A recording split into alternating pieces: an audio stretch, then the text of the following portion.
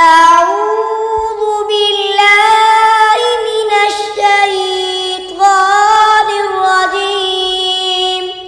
بسم الله الرحمن الرحيم.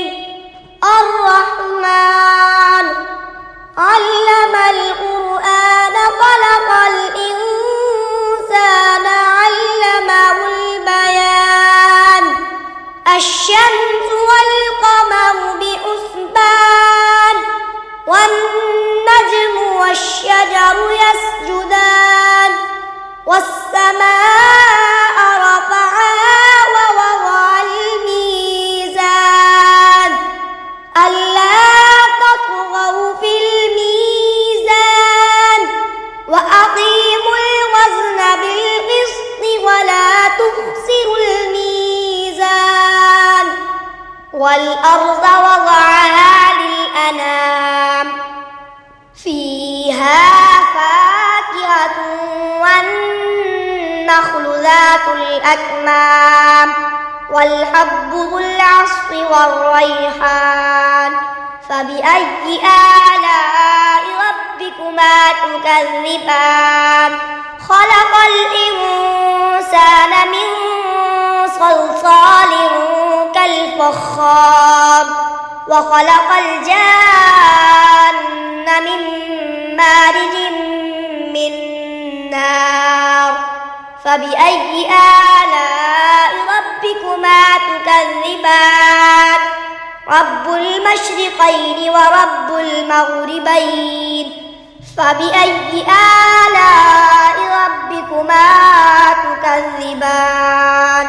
مرج البحرين يلتقيان بينهما برزخ لا يبغيان. فبأي آلاء ربكما تكذبان؟ يخرج منهما اللؤلؤ والمرجان. فبأي آلاء ربكما تكذبان؟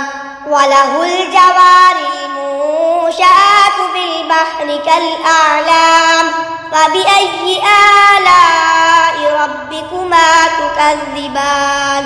كل من عليها فان ويبقى وجه ربك ذو الجلال والإكرام. فبأي آلاء ربكما تكذبان؟ يسأله من في السماوات والأرض كل يوم هو في شأن. فبأي آلاء ربكما تكذبان؟ سنفرغ لكم أيها الثقلان. فبأي آلاء ربكما تكذبان؟ يا معشر الجن والإنس إن استطعتم أن تنفذوا من أقطار السماوات والأرض فانفذوا لا تنفذون إلا بسلطان. فبأي آلاء ربكما تكذبان؟ يرسل عليكما شواظ من نار ونحاس فلا تنتصران. فبأي آلاء ربكما تكذبان؟ فإذا انشقت السماء فكانت وردة كالدهان.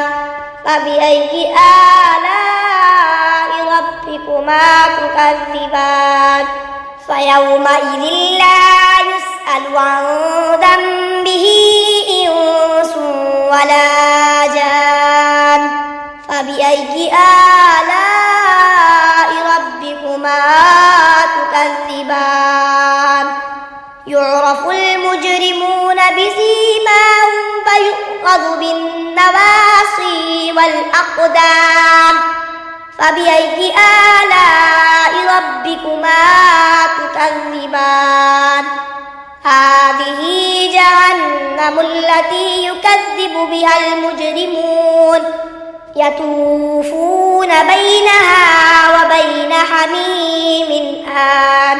فبأي آلاء ربكما تكذبان؟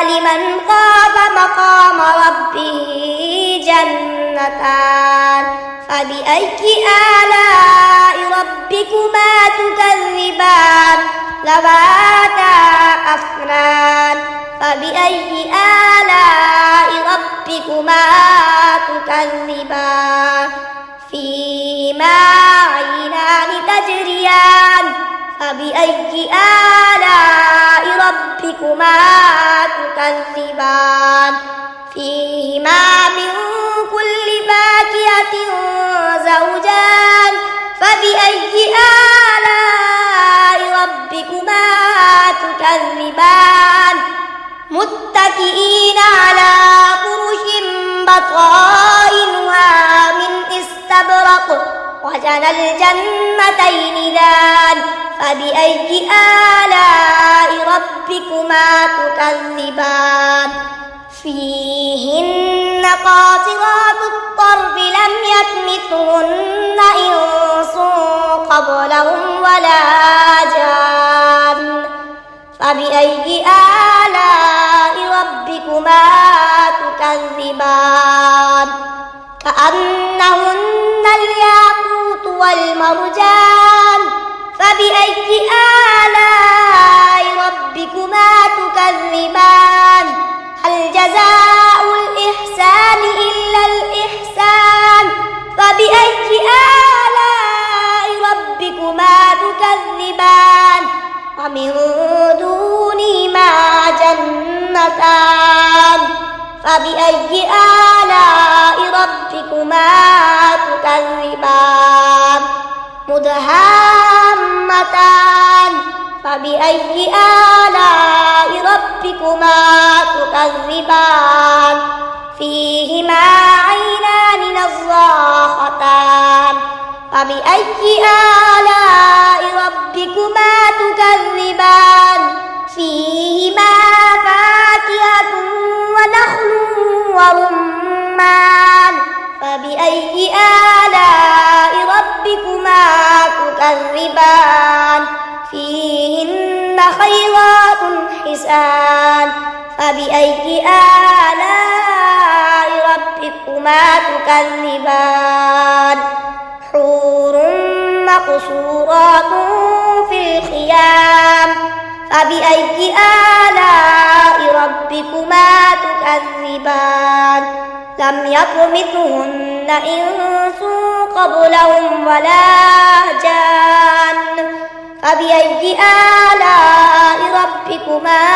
تكذبان متكئين على رطب خضر وعبقري حسان فبأي آلاء ربكما تكذبان تبارك اسم ربك ذي الجلال والإكرام